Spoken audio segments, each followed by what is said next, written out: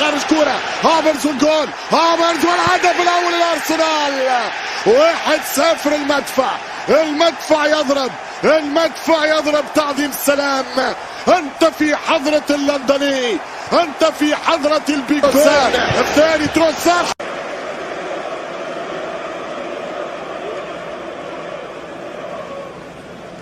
الآن عم بالكرة عن طريق أوكان ساكا والهدف يضيع. يتصدى الهولندي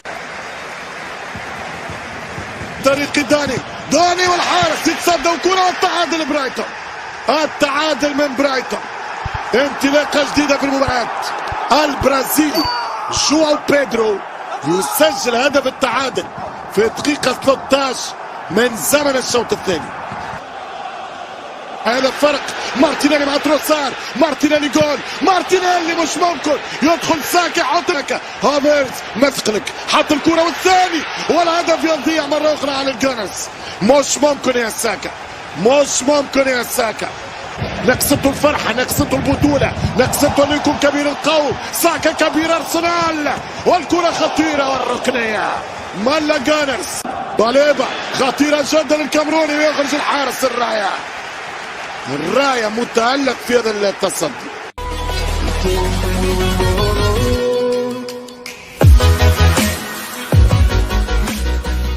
بسم الله الرحمن الرحيم. مشاهدينا الكرام، متابعينا الأكارم أينما كنتم، بحراسة المرمى هنا مرور مميز ولحظة إصابة لامين يامال وسقوط أرضا في اللقطة الماضية يشتكى الراسية ومن ثم المتابعة، وبعد ذلك عاد ليفا وذهبت كرة فريق الرايو في تلك المباراة. كرة إذا أمامية للبارسا خطيرة، محاولة الله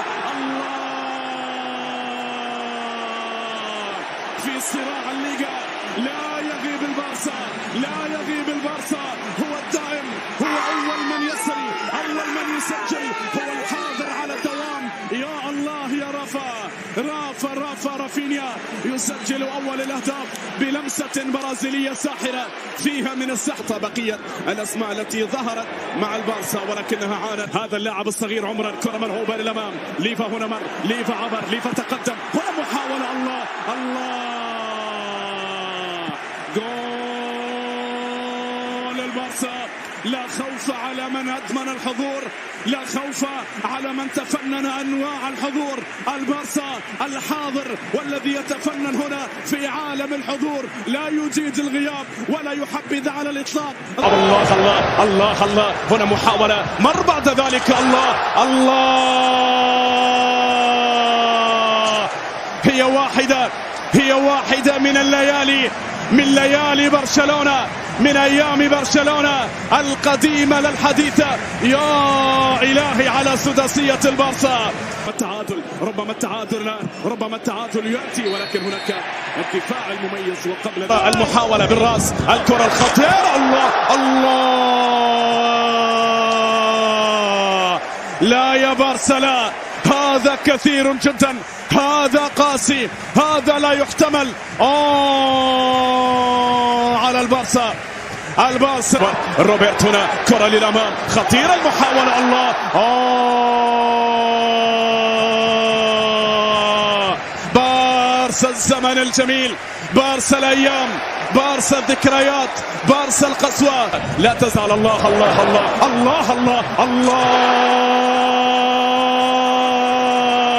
أنا لا أقوى على ذلك يا بارسا، لا أقوى على عرضك الفاتن. هنا تحدث التاريخ، تكلم الماضي، نطق السحر، تقدم الإلهام. يا الله هنا في أرض ليو، في أطلال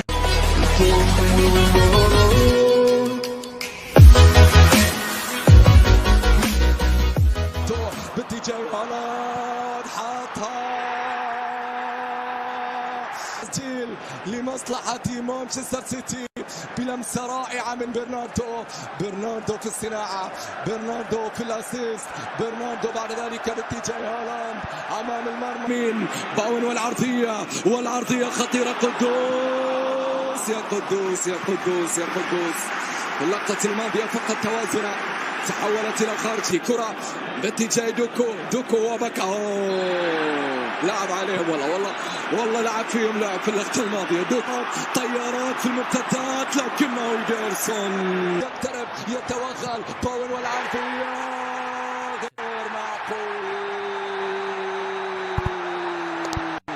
غير معقول يا روبن دياز يسجل في مرماه ويعيد المطارد مرة أخرى ويعيد الحياة إلى ملعب لندن. إمرسون قريبة إلى باوين يدخل جريليش بلمسة يمينة الله ولكن فاتي باوين ولكن الله هالاند خطيرة هالاند الله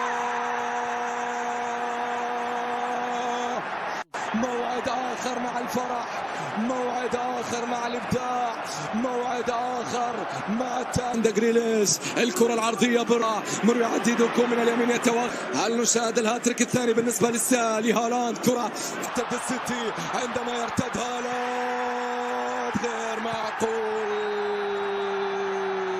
واحدة من لحظات الرعب في كرة القدم الإنجليزية عندما يرتد السيتي. In a small village, nestled deep in the woods there, was a legend about a witch who practiced black magic. According to the tales passed down through generations, the witch had made a pact with the devil himself, granting her dark powers beyond imagination. The villagers lived in fear of her, never daring to venture into the forest alone for fear of crossing her path. One dark and stormy night, a young girl named Eliza ventured into the woods in search of her lost pet. As she wandered through the dense underbrush, she heard strange whispers and felt an eerie presence looming around her. Suddenly, she came upon a clearing where a hooded figure was performing a sinister ritual. It was the witch summoning dark forces with wicked incantations. Terrified, Eliza tried to flee, but she found herself paralyzed, unable to move a single muscle. The witch cackled as she approached, her eyes glowing with a malevolent light. She cursed Eliza, binding her to a fate worse than death. With a final chilling laugh, the witch vanished into the night, leaving Eliza alone and paralyzed in the dark woods. For days, Eliza lay immobile, her mind trapped in a state of terror and despair. The villagers searched tirelessly for her, but it seemed as though she had vanished without a trace. Meanwhile, strange occurrences began to plague the village. Crops withered, livestock fell ill, and unexplained shadows appeared in the dead of night.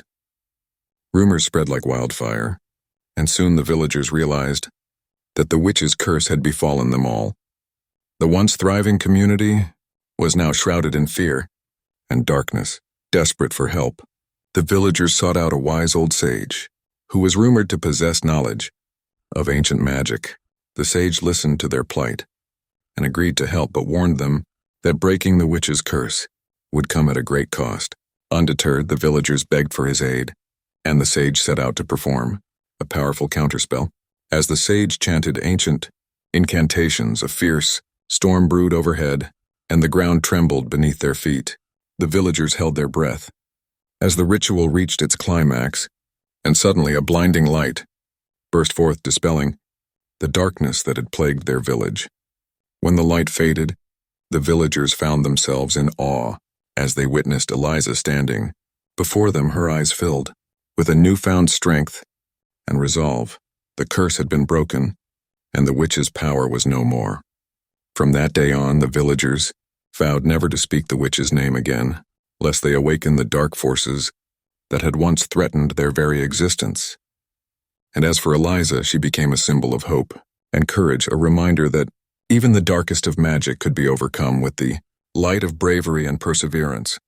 The legend of the witch and her black magic lived on, but the villagers knew that they would never again fall victim to its treacherous embrace.